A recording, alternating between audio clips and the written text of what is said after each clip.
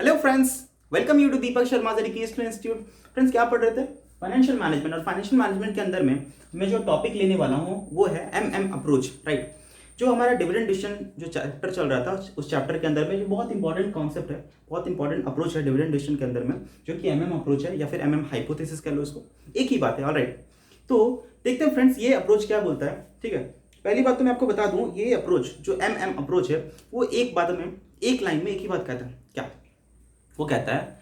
एक firm dividend declare करे या एक फर्म डिविडेंड डिक्लेयर ना करे, उनके टोटल मार्केट वैल्यू पे कोई असर नहीं पड़ने वाला। वो डिविडेंड डिक्लेयर करे या डिविडेंड डिक्लेयर ना करे, उनके मार्केट वैल्यू पे कोई असर नहीं पड़ने वाला। ऑलराइट, ये कौन कहता है? ये एमएम अप्रोच कहता है। ऑलराइट, और जानेंगे कि इसका एजम्पशन क्या क्या है। एजम्पशन जानने के बाद हम लोग क्या करेंगे, क्वेश्चन देखेंगे, और क्वेश्चन की मदद से हम लोग ये फाइंड आउट करने की कोशिश करेंगे जो ये अप्रोच कहता है कि एक फर्म जो डिविडेंड डिक्लेयर करे और एक फर्म जो डिविडेंड डिक्लेयर ना करे, दोनों का मार्केट वैल्यू सेम होगा। क्या ये बात सच है?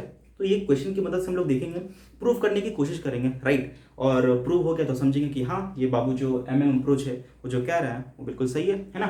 तो सबसे पहली बात मैं इसका एजम्पशंस ले लेता हूँ कि इन्होंने बोला ना कि फर्म अगर डिविडेंड डिक्लेयर करे या फर्म डिविडेंड डिक्लेयर ना करे तो उनके मार्केट वैल्यू पे कोई असर नहीं पड़ेगा। इसके लिए एग्जम्पशंस है, वो एग्जम्पशंस क्या क्या है हम लोग देख लेते हैं।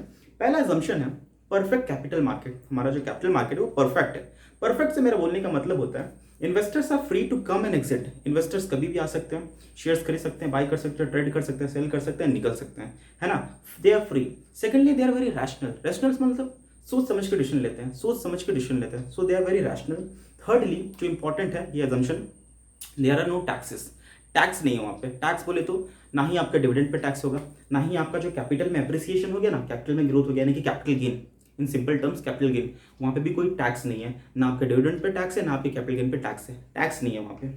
एंड फोर्थली जो है no flotation cost. Flotation cost नहीं होगा वहाँ पे, है ना। ट्रांजैक्शन कॉस्ट नहीं होगा। फ्लोटेशन कॉस्ट से मेरा मतलब है जैसे कि कंपनी जब शेयर्स को इशू करती है, मार्केट में इशू करती है, तो उसे क्या करना पड़ता है, कुछ कुछ कॉस्ट इनकर करना पड़ता है, जैसे लीगल कॉस्ट हो गया, अंडर राइटिंग कमीशन हो गया। So these are all flotation cost, है ना। यहाँ पे वो सारे खर्च करने की जरूरत नहीं है। तो ये कुछ एजम्पशंस थे, इन एजम्पशंस के मौजूद होने पर ही ये जो हमारा अप्रोच है काम करेगा।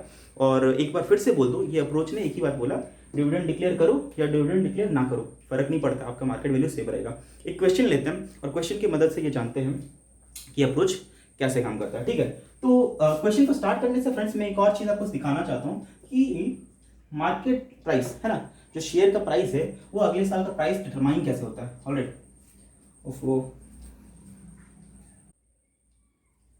तो आइए फ्रेंड्स ये डिटरमाइन करते हैं अगले साल का जो हमारा शेयर का प्राइस वो कैसे निकलेगा। देखो मैं यहाँ लिख रहा हूँ P1।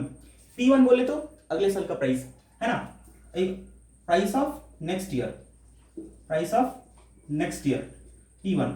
अच्छा, P0 का मतलब क्या है? प्राइस ऑफ करंट ईयर यहाँ पे, है ना। मैं फॉर्मूला देने वाला हूँ आपको शेयर का प्राइस कैलकुलेट करने के लिए, उसके लिए ये इंग्रेडिएंट्स उसके अंदर मैं बता देता हूँ उसका मतलब क्या है। P1 मतलब अगले साल का प्राइस, P0 मतलब करंट ईयर का प्राइस, है ना। P0 मतलब price of the current year, और you can say price at the beginning of the year. Alright, then D1 is dividend of next year.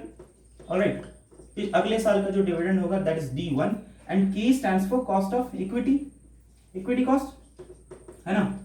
इसको रिस्क रेट भी बोल देते हैं, कॉस्ट ऑफ कैपिटलाइजेशन। ये क्या है? के ही है हमारा। ठीक है, तो अब हम लोग देखते हैं P1 क्या होगा। ये जो P1 मैंने लिखा है ना, price of the next year, ये जो शेयर का प्राइस है वो नेक्स्ट ईयर वो डिटरमाइन कैसे होगा। देखो इसके लिए फॉर्मूला है P0, यानी कि price of the current year, उसको मल्टीप्लाई करना 1 प्लस के के साथ में, है ना। ये आपका निकल जाएगा price of the next year. Price of the next year कैसे निकलेगा? P0 इंटू 1 प्लस के। ये कब होगा पता है? When dividend is not declared. जब डिविडेंड डिक्लेयर नहीं करेगी कंपनी, जब कंपनी डिविडेंड डिक्लेयर नहीं करेगी तो फॉर्मूला क्या हो जाएगा शेयर का प्राइस कैलकुलेट करने के लिए? P1 equals to P0 into 1 plus के, है ना। ये फॉर्मूला आप यूज तब करोगे जब कंपनी जो या फिर फर्म वो जो डिविडेंड डिक्लेयर ना कर रही हो, तो आपका शेयर प्राइस ऐसे कैलकुलेट होगा। लेकिन वही P1 equals to P0 into 1 plus के, है ना, माइनस D1 हो जाएगा। ये कब होगा पता है? ये फॉर्मूला आप यूज करोगे कब? When dividend is declared, when the dividend is declared, है ना। when dividend is declared तो आप ये वाला फॉर्मूला यूज करोगे, P1 equal to P0 into 1 plus K minus D1, है ना। ये फॉर्मूला आप कब यूज करोगे, जब हमारा कंपनी जो है, हमारा फर्म है, वो डिविडेंड डिक्लेयर कर रही हो। जब डिविडेंड डिक्लेयर ना कर रही हो तो आप इस वाले फॉर्मूला से चलोगे। यहाँ फर्क बस P1 का है, ठीक है। मैं इसका डेरिवेशन अगर आप चाहो तो मैं यहाँ पे आपको दिखा देता हूँ। देखो कि डेरिवेशन कैसे है, जो फॉर्मूला कैसे डिराइव हुआ है। देखो पहली बात जानना, आज का प्राइस जो है ना, आज का प्राइस, ये आज का प्राइस अगर हम लोग देखें उसको P0 से रेफर करते हैं ना, P0 स्टैंड्स फॉर आज का प्राइस। आज का प्राइस कैसे डिटरमाइन होता है, देखो सबसे पहली बात, इसका फॉर्मूला हो जाता है आपका D1 plus P1 divide by 1 plus K, है ना। आज का प्राइस अगर आप कैलकुलेट करना चाहो, वो किस चीज पर डिपेंड करेगा, अगले साल का आज का प्राइस विल डिपेंड अपॉन अगले साल का डिविडेंड प्लस अगले साल का प्राइस, क्योंकि आपको एप्रिसिएशन मिलेगा, आपका शेयर प्राइस में ग्रोथ होने वाला, राइट, उस चीज पर भी डिपेंड करेगा। और उसको अगर आप डिवाइड कर देते हो 1 प्लस के से, तो आज का प्राइस निकल जाएगा, राइट। तो मैं देखो क्या करता हूँ, अगर इसको क्रॉस मल्टीप्लाई कर दूँ तो क्या हो जाएगा, P0 into 1 plus K is equal to what, is equal to, और अगर माइनस T1 कर देते हो तो क्या निकल जाएगा, P1। यही तो मैं बोल रहा हूँ ना, जब कंपनी डिविडेंड डिक्लेयर कर रही हो, तो हमारा प्राइस कितना होगा, P0 into 1 plus K minus D1। वही तो मैंने लिखा, P0 into 1 plus K minus D1। ये फॉर्मूला कैसे निकला ना, यहाँ से निकला है, ऑलराइट। ये जब कंपनी डिविडेंड डिक्लेयर कर रही होगी तो इस फॉर्मूले से चलेंगे, डिविडेंड कंपनी डिक्लेयर नहीं कर रही होगी तो इस फॉर्मूले से चलेंगे, राइट। अब एक क्वेश्चन लेते हैं और क्वेश्चन की मदद से हम लोग समझेंगे कि ये अप्रोच जो कहता है वो ठीक कहता है या नहीं, राइट। देखो क्वेश्चन लेते हैं, मैं जरा ये इरेज कर दूं, ऑलराइट। आपको समझ आ रहा होगा फ्रेंड्स, ठीक है। जो एजम्पशन है, उन एजम्पशंस का यहाँ पे मौजूद होना बहुत ज्यादा जरूरी था। जैसा कि मैंने आप लोगों को एक एजम्पशन बताया ना कि टैक्स रेट, यहाँ पे टैक्स नहीं है, ठीक है, ना ही आपका डिविडेंड पे टैक्स लगेगा, ना ही आपका कैपिटल का जो एप्रिसिएशन है उस पर टैक्स लगेगा। ये एजम्पशन यहाँ पे सबसे इंपॉर्टेंट है मेरे हिसाब से, ठीक है। इस एजम्पशन का आप खास ख्याल रखें। देखिए मैं क्वेश्चन ले रहा हूँ, आपको पहले क्वेश्चन को क्या करता हूँ, डिस्कस कर देता हूँ, बता देता हूँ कि क्वेश्चन क्या कह रहा है। एक ही कंपनी है, let's say DACI, Deepak Sharma education institute से कंपनी, लेट्स से, ठीक है, विच हैज 50,000 शेयर्स आउटस्टैंडिंग, है ना। फिर कहता है current market price of the share is 100 each. Current market price मैं यहाँ प्लॉट कर देता हूँ, P0 करंट मार्केट प्राइस मतलब आज का प्राइस कितना है, 100 rupees per share, alright. 100 rupees per share क्या है, आज का प्राइस है। और करंटली इसके पास कितना शेयर है, करंटली इसके पास 50,000 शेयर्स है, 50,000 शेयर्स आउटस्टैंडिंग है, ऑलराइट। फिर कहता है it hopes to make an net income of 5 lakh rupees at the end of current year. Current year के एंड में वो क्या सोच रही है कि उसको 5 लाख रुपए का इनकम होने वाला है, नेट इनकम होने वाला है, alright. Now the companies board is considering a dividend of 5 पर share eight the end of current financial year. Current financial year बोल लो या फिर अगले साल के बिगनिंग बोल लो, है ना। तो D1 कितना हो जाएगा, 5 रुपया, है ना, पर शेयर, ऑलराइट, राइट फ्रेंड्स। तो हमारा D1 जो है अगले साल का डिविडेंड है वो क्या है, 5 रुपये पर शेयर। और हमको बोला जा रहा है इक्विटी कैपिटलाइजेशन रेट यानी कि के कितना, 10% है, राइट। हाँ, के हमारे पास 10% है। इतना इंफॉर्मेशन के साथ में मैं क्या करता हूँ, क्वेश्चन में थोड़ा आगे बढ़ाता हूँ, ठीक है। क्वेश्चन में मैं क्या करता हूँ, अगले साल का जो प्राइस होगा, शेयर का प्राइस होगा, वो कैलकुलेट करने की कोशिश करता हूँ। आगे के क्वेश्चन का जो पार्ट है वो आगे मैं पढ़ूंगा, ठीक है ना। बाकी पार्ट जो है क्वेश्चन का वो मैं आगे पढ़ूंगा। अभी क्या करता हूँ, इतने इंफॉर्मेशन के साथ में मेरे ख्याल से आप समझ गए होंगे। यहाँ पे अगले साल का P1 कैलकुलेट कर ही सकते हैं। चलो कैलकुलेट करते हैं। तो आइए फ्रेंड्स, पहले हम लोग देखते हैं कि शेयर का प्राइस कैसे कैलकुलेट होगा। मैं बोलता हूँ पहले when dividend is declared, alright. मैं बोलता हूँ जब डिविडेंड डिक्लेयर होगा तो मेरा P1 कितना आता है, P1 बोले तो price of next year. And when dividend is not declared, when the dividend is not declared, तो मेरा P1 कितना आता है, ये मुझे कैलकुलेट करना है पहले, ठीक है। प्राइस कैलकुलेट कर लेते हैं। तो बताओ मुझे, अभी मैंने आप लोगों को बताया था कि जब फर्म डिविडेंड डिक्लेयर कर दे तो P1 कैसे निकलता है। अभी बताया था मैंने कि P0 इंटू 1 प्लस के। अब बताओ माइनस D1 होगा या नहीं होगा, डिविडेंड डिक्लेयर कर रही है मतलब माइनस D1 हो रहा है, ठीक है। आपको अगर फॉर्मूला याद होगा, मैंने डेरिवेशन अभी भी बताया था। And P1 equals to P0 into 1 plus K होगा when the dividend is not declared, alright. देखो P1 कैलकुलेट करते हैं। P0 मेरा कितना है सर, 100 रुपीज़, है ना, यहाँ पे 100 रुपीज़ है। 1 प्लस के मेरा कितना है, 10%, है ना, इसको मैं 0.1 लिखता हूँ, माइनस D1 कितना है सर 5 पर शेयर, ऑलराइट। तो P1 मेरा आ गया 110, है ना, माइनस 5 इक्वल्स टू 105, ऑलराइट। यहाँ पे मेरा कितना आता है P1 इज इक्वल टू, हाँ मेरा P0 है 100, 1 plus 0.1 is equal to 110, alright. ये हमारा P1 आ गया, P1 where the dividend is declared, P1 where the dividend is not declared, alright. इसको आप कॉपी कर लीजिए, देन हम लोग आगे प्रोसीड करते हैं, ऑलराइट। राइट फ्रेंड्स, अभी तक आप लोगों को समझ आ गया कि हमको अगर P1 कैलकुलेट करना है in case where the dividend is declared and P1 where the dividend is not declared, तो प्राइस कैसे कैलकुलेट होता है हम लोगों ने यहाँ पे सीखा। अब क्या करते हैं, क्वेश्चन को फर्दर लेकर चलते हैं। देखो क्वेश्चन मुझे कह रहा है कि हमारा जो ईयर एंड में जो हमारा नेट इनकम होने वाला है वो होने वाला है 5 लाख रुपीज़ का। तो ठीक है, मैं बोलता हूँ मेरा नेट इनकम होने कितना वाला है 5 lakh rupees eight the end of current year, alright. 5 lakh rupees है ये। एंड मुझे बोलता है कि सुनो भैया, मैंने एक प्रोजेक्ट देखा है, मुझे प्रोजेक्ट को फाइनेंस करना है, जिसके लिए आई नीड 10 लाख रुपीज़। एक प्रोजेक्ट है जिसको फाइनेंस करना है, जिसके लिए 10 लाख रुपीज़ चाहिए, ठीक है। तो अब मुझे बताना अप्रोच को लगाकर what will be the value of firm when in case where the dividend is declared and in case where the dividend is not declared, तो मेरे वैल्यू ऑफ फर्म पे क्या असर पड़ेगा। कुछ नहीं पड़ेगा, देखते हैं, है ना। अप्रोच तो यही कहता है कुछ नहीं पड़ेगा। देखो सबसे पहली बात इस चीज़ को ध्यान देना क्या होता है। मैं यहाँ पे लिख रहा हूँ अपने बोर्ड को 2 पार्ट्स में डिवाइड कर रहा हूँ पहले तो, ठीक है। यहाँ लिखता हूँ डिविडेंड डिक्लेयर्ड, ध्यान से समझना भाइयों इस चीज़ को, dividend declared and dividend not declared, ठीक है। Dividend declared, dividend not declared. तो मैं बोलूँ नेट इनकम कितना है बताओ जरा। नेट इनकम तो इधर भी 5 लाख होगा, है ना, और नेट इनकम तो इधर भी 5 लाख था। अगर डिविडेंड डिक्लेयर करते हैं तो इन्हीं 5 लाख रुपए वो में से जो मैंने कमाए हैं इस साल के अंत में, तो इन्हीं रुपए में से मुझे क्या करना पड़ेगा, डिविडेंड भी पेमेंट करना पड़ेगा, ऑलराइट। तो मैं क्या करता हूँ, डिविडेंड पहले पेमेंट कर देता हूँ, क्योंकि यार प्रोजेक्ट को फाइनेंस करना है, ऑलराइट, प्रोजेक्ट को फाइनेंस करना है, लेकिन डिविडेंड भी तो देना है। आपने डिविडेंड डिक्लेयर किया, alright, dividend is been declared. कितना रुपया डिविडेंड डिक्लेयर किया आप, डिविडेंड कितना डिक्लेयर किए हो सर 5 रुपया एक यूनिट पे। कितने यूनिट है आपके पास अभी सर 50,000, तो 50,000 से मल्टीप्लाई कर दो, टोटल डिविडेंड आप कितना डिक्लेयर करोगे तो 2,50,000 रुपए करो भैया। रिमेनिंग आपके पास कितना बचेगा, रिमेनिंग इनकम आपके पास कितना बचेगा बताना जरा सर। 2,50,000 बच्चा कह रहा है ना, 2,50,000 बच्चा कह रहा है कि सर इतना इनकम मुझे बचेगा वेयर कंपनी डिक्लेयर्स डिविडेंड। लेकिन जहां पे डिविडेंड डिक्लेयर ही नहीं हो रहा है, जहां पे कंपनी ने डिक्लेयर किया ही नहीं डिविडेंड, क्या मेरे नेट इनकम में चेंजेस आएगा, नहीं आएगा सर, क्योंकि यहाँ पे नेट इनकम तो मेरा इतना था, डिविडेंड में कितना डिक्लेयर कर रहा हूँ 0। बताना जरा मेरा नेट इनकम कितना बचेगा, 5 लाख का 5 लाख बचेगा, है ना।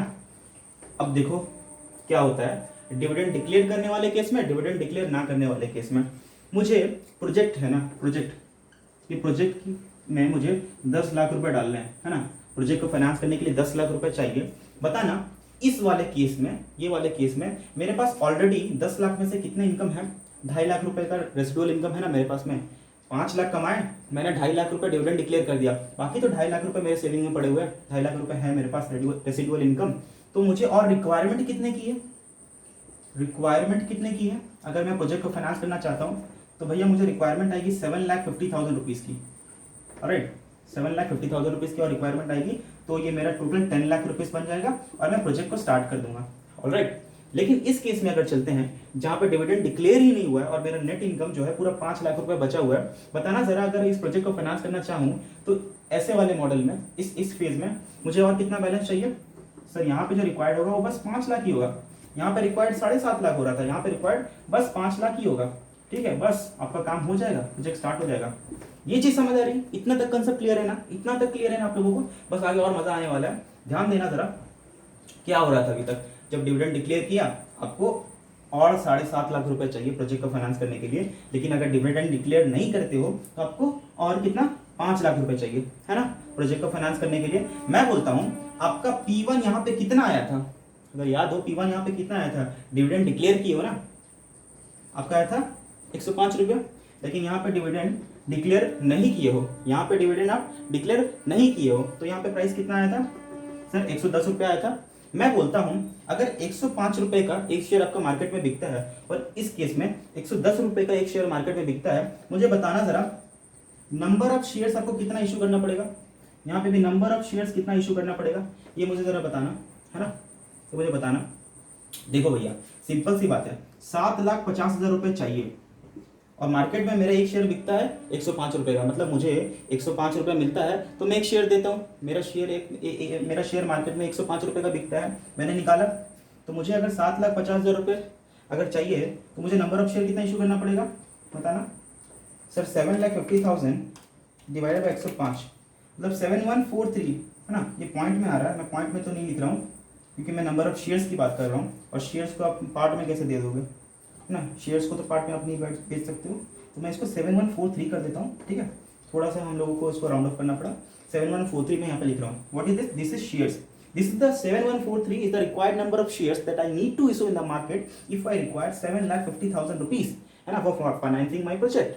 ये है, इस केस में हम लोग देखते हैं, यहाँ पे P1 मेरा कितना है 110, P1 मेरा 110 है, यहाँ पे मुझे कितना रिक्वायर्ड है सर 5 लाख रुपए की रिक्वायरमेंट है इस वाले केस में, है ना, और नंबर ऑफ शेयर्स मुझे कितना इशू करना पड़ेगा बताना जरा। इसे मैं अगर 110 से डिवाइड कर देता हूँ तो ये करीब आ गया आपका 4545 पॉइंट में आ रहा है, ये भी फिर मैं इसको 4545 शेयर से लिख रहा हूँ, ऑलराइट 4545 शेयर्स लिख रहा हूँ। अगर आप यहाँ पे देखते हो 4545 शेयर्स न्यू शेयर्स इसको इशू करना पड़ रहा है, जब डिविडेंड डिक्लेयर नहीं किया कंपनी ने तो इसको 4545 नंबर ऑफ शेयर्स इशू करेगा, काम बन जाएगा, है ना, इतना न्यू शेयर्स इशू करना पड़ रहा है। लेकिन वहीं कंपनी अगर डिविडेंड डिक्लेयर कर दे रही है, पैसा कम हो जा रहा है, पैसा कम हो जा रहा है, फाइनेंस करने के लिए उसको ज़्यादा पैसा चाहिए, इसके लिए उससे ज़्यादा शेयर इशू करना पड़ गया। कितना, ये न्यू शेयर है 7143, मुझे बताना, मुझे थोड़ा सा स्पेस चाहिए होगा, ठीक है, मैं क्या करता हूँ, इतना आप लोगों ने लिख लिया ना, इसको आप लोग नोट डाउन कर लो, जो है ना, इतना आप लोग नोट डाउन कर लीजिए, फिर मैं आगे बढ़ता हूँ। देखो डिक्लेयर्ड में क्या होगा, नॉट डिक्लेयर्ड में क्या होगा, मैं लिख देता हूँ, यहाँ पे 7143 शेयर्स न्यू इशू करना पड़ा, यहाँ पे 4545 शेयर्स न्यू इशू करना पड़ा। आगे जो होने वाला है ना वो बहुत ही मजेदार है फ्रेंड्स, प्लीज वेट कर लेना, ठीक है, बहुत मजा आने वाला है आगे जो करने वाला हूँ मैं, तो ध्यान दो आप। ओहो, ये इस करने में कितनी तकलीफ होती है, बस थोड़ी देर और क्वेश्चन सॉल्व हो जाएगा और पूरा का पूरा कॉन्सेप्ट आपके माइंड में फिट हो जाएगा। I can guarantee you by the end of this video आपको इस कॉन्सेप्ट में तो मास्टरी हो ही जाएगी। मैं लिख कर दे रहा हूँ, कोई भी कॉन्सेप्ट आपको आ जाए इस कॉन्सेप्ट से जुड़े हुए, इस अप्रोच से जुड़े हुए, आप सॉल्व कर लोगे। देखो फ्रेंड्स, मैं बोलता हूँ जब डिविडेंड डिक्लेयर किए हो, है ना, बोर्ड को डिवीजन कर दिया मैंने, not declared, dividend declared and dividend not declared, तो देखो क्या होता है यहाँ पे मेरा, आप देखना P1 कितना आया था बताना, जब डिविडेंड डिक्लेयर किए थे 105 आया था, लेकिन डिविडेंड डिक्लेयर नहीं किए थे तो मेरा P1 कितना आया था 110। आपको याद होगा इस चीज़, मैं मान रहा हूँ कि आप मेरे साथ नोट डाउन करते हुए चल रहे हो, ठीक है ना, नहीं भी किया तो कोई दिक्कत नहीं है, पहले एक बार समझ लो, वीडियो आपके पास है, फ्री में है, जितनी बार चाहो उतनी बार आप उसको देख सकते हो, ठीक है, राइट। तो मेरा P1 आ गया यहाँ पे 105, यहाँ पे P1 आ गया 110, ऑलराइट। मुझे यहाँ पे एग्जिस्टिंग नंबर ऑफ शेयर्स कितने थे बताना जरा, डिविडेंड जहां पे डिक्लेयर कर रहा था उसमें भी 50,000 शेयर्स थे एग्जिस्टिंग, डिविडेंड जिसमें डिक्लेयर नहीं किया था, अगर मैं डिविडेंड ना डिक्लेयर किया था फिर भी तो मेरे पास करेंटली 50,000 शेयर ही थे ना, है ना, 50,000 शेयर्स एग्जिस्टिंग थे, प्लस मैं करता हूँ न्यू शेयर्स, यहाँ पे डिविडेंड जहाँ पे डिक्लेयर करना पड़ा था मुझे, जहाँ मैंने डिविडेंड अगर मैं डिक्लेयर करूँ तो मुझे कितना शेयर्स और चाहिए होगा फाइनेंस करने के लिए 7143, लेकिन अगर मैं डिविडेंड डिक्लेयर ना करूँ तो कितने शेयर से मेरा काम बन जाएगा 4545, है ना।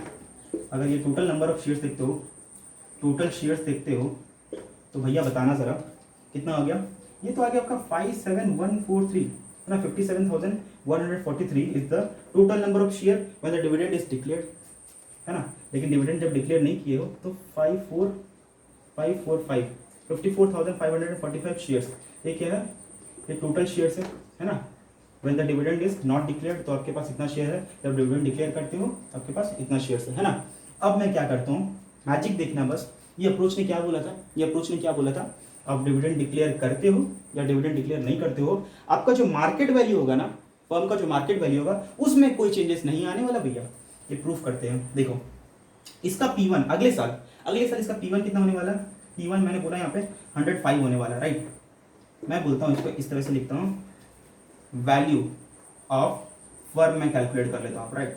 वैल्यू ऑफ फर्म देखो क्या होता है, 105 रुपए का एक शेयर बिकेगा, टोटल नंबर ऑफ शेयर्स मेरे पास कितने हो गए देखा 57 143। अगर मैं इसे मल्टीप्लाई कर देता हूँ टोटल वैल्यू ऑफ फर्म कितनी आ गई 57 143, ये आ गया करीब करीब 60 लाख। ठीक है, थोड़ा मैंने राउंड ऑफ किया था उसके कारण से ये आ गया 60 लाख। और अगर मैं यहाँ पे चलता हूँ टोटल मेरा जो वैल्यू ऑफ फर्म है यहाँ कितना आता है, यहाँ पे वैल्यू फर्म कितना आता है बताना। यहाँ पे मेरा पर शेयर कितने का बिकेगा 110 का। मेरे पास टोटल नंबर ऑफ शेयर्स कितने होंगे 54545। अगर मैं मल्टीप्लाई कर देता हूँ 54545 है ना इंटू 110, ये भी मुझे दे दिया ऑल अराउंड 60 लाख रुपीस। ओ यही तो भैया एमएम अप्रोच कहता था कि डिविडेंड डिक्लेयर कीजिए या डिविडेंड डिक्लेयर ना कीजिए, आपके टोटल जो मार्केट वैल्यू ऑफ फर्म होगा उस पर कोई भी इंपैक्ट नहीं पड़ने वाला। डिविडेंड डिसीजन के कारण में कोई इंपैक्ट तो नहीं पड़ने वाला भैया। आपकी जो फर्म की जो कैपेसिटी है ना, जो एमएम अप्रोच कहता है कि फर्म का जो वैल्यूएशन होगा उसकी अर्निंग पर डिपेंड करती है ना। ये डिविडेंड डिसीजन के कारण उसके फर्म की वैल्यू पे कोई असर नहीं पड़ने वाला, मार्केट वैल्यू पे कोई असर नहीं पड़ने वाला। ये दिख रहा है आपको, जहां मैं डिविडेंड डिक्लेयर करता हूं तो भी मेरी फर्म की पूरी वैल्यू कितनी आ रही है 60 लाख। डिविडेंड डिक्लेयर ना करता हूं तो भी मेरी फर्म की वैल्यू कितनी आ रही है 60 लाख। ये तो एमएम अप्रोच ने कहा था और जो मैंने प्रूव किया यहाँ पे। ऑलराइट, तो फ्रेंड्स ये क्वेश्चन था। मैंने क्या किया, मैंने इस पर्टिकुलर वीडियो में मैं क्या करता हूँ एक अपना पूरा दे देता हूँ बैकग्राउंड की। इस वीडियो में मैंने कैसे कैसे क्या क्या सिखाया था। पहला स्टेप मैंने क्या किया, यहाँ पे निकाला प्राइसेस। जब डिविडेंड डिक्लेयर होता है या डिविडेंड डिक्लेयर ना होता है तो दोनों केसेस में मेरा P1 क्या होने वाला, P1 मतलब अगले साल का प्राइस। पहला स्टेप निकाल दिया हम लोगों ने। फिर हम लोगों ने देखा कि अगर मुझे जो प्रोजेक्ट को फाइनेंस करना है जिसकी कॉस्ट कितनी थी 10 लाख रुपीज़, मतलब अगर मुझे प्रोजेक्ट को फाइनेंस करना है तो मुझे 10 लाख रुपीज़ की जरूरत होगी। जब डिविडेंड डिक्लेयर कर देता हूँ तो मेरे पास पैसे थोड़े कम होंगे, है ना। मेरे पास 7,50,000 रुपये कुछ बच रहा था, लेकिन डिविडेंड डिक्लेयर नहीं करता हूँ तो टोटल अर्निंग मेरे पास बच गई और मुझे रिक्वायर्ड 5 लाख रुपया था। तो 5 लाख और 5 लाख 10 लाख रुपया मेरा हो गया, वहाँ पे भी काम हो गया। ठीक है, तो मुझे यहाँ पे देखना पड़ा कि नंबर ऑफ शेयर्स कितना इशू करना पड़ेगा, न्यू शेयर्स। प्रोजेक्ट को फाइनेंस करना चाहता हूँ तो इतना, लेकिन वही उतना अगर मैं डिक्लेयर नहीं करता हूँ, डिविडेंड डिक्लेयर नहीं करता हूँ तो कम शेयर्स में मेरा काम बन जाएगा, है ना। तो वही मैंने यहाँ पे किया, 4-5 शेयर्स पे मेरा काम बन गया, है ना, और मेरा प्रोजेक्ट फाइनेंस भी हो गया। अब जब मैंने देखा कि टोटल नंबर ऑफ शेयर्स मेरे पास कितना है, 50,000 तो एग्जिस्टिंग था, 7143 मैंने न्यू इशू कर दिया, मेरे पास टोटल नंबर ऑफ शेयर इतना हो गया। जब डिविडेंड डिक्लेयर कर रहा था, जब डिविडेंड डिक्लेयर नहीं कर रहा था तो एग्जिस्टिंग तो इतना ही था, सेम रहेगा दोनों केस में। लेकिन हाँ, जब मेरा न्यू शेयर को मैंने ऐड कर दिया तो वो कुछ इतना आ गया। और जब मैंने रिस्पेक्टिव P1 से मल्टीप्लाई कर दिया दोनों को, है ना, रिस्पेक्टिव P1 से मल्टीप्लाई कर दिया तो पूरी फर्म की जो वैल्यू है वो सेम आ गई। और वही एमएम अप्रोच कहता था कि डिविडेंड डिसीजन के कारण में आपके फर्म की वैल्यू पे कोई असर नहीं पड़ने वाला, वो दिख रहा है आपको। राइट फ्रेंड्स, आई होप आपको ये वीडियो बहुत मजा आया होगा, जहन में घुस गया होगा ये बात, कंसेप्चुअली क्लियर हो गए होंगे, प्रोसीजर समझ गए होंगे। एंड मेरे हिसाब से ये कंसेप्ट समझ लेने के बाद में आप बुक के बहुत सारे क्वेश्चन को सॉल्व कर जाओगे। राइट, तो with that thank you so much. हाँ, लास्टली एक और चीज़ मैं कहना चाहूँगा फ्रेंड्स, चैनल नया है, ठीक है, हमेशा आप लोगों के लिए रिक्वेस्ट रहता है मेरा कि फ्रेंड्स अपने अपने फ्रेंड लोगों को बताओ, चैनल को सब्सक्राइब कर दो अगर आप नए हो, ठीक है। नोटिफिकेशन जो बेल है उसको क्लिक ज़रूर कर लेना ताकि लेटेस्ट अपडेट आपके पास पहुंच जाए। सेकंडली मैं आपको बोलूँगा कि अगर अच्छा लगता है चैनल, मैं जो बोल रहा हूँ आपको समझ पा रहा है, अपनी इन्फॉर्मेशन में आपको कन्वे कर पा रहा हूँ, उसके लिए एक लाइक ज़रूर देना, उत्साह बचेगा, ठीक है, मोटिवेशन बढ़ेगा मेरे अंदर। And with that thank you so much.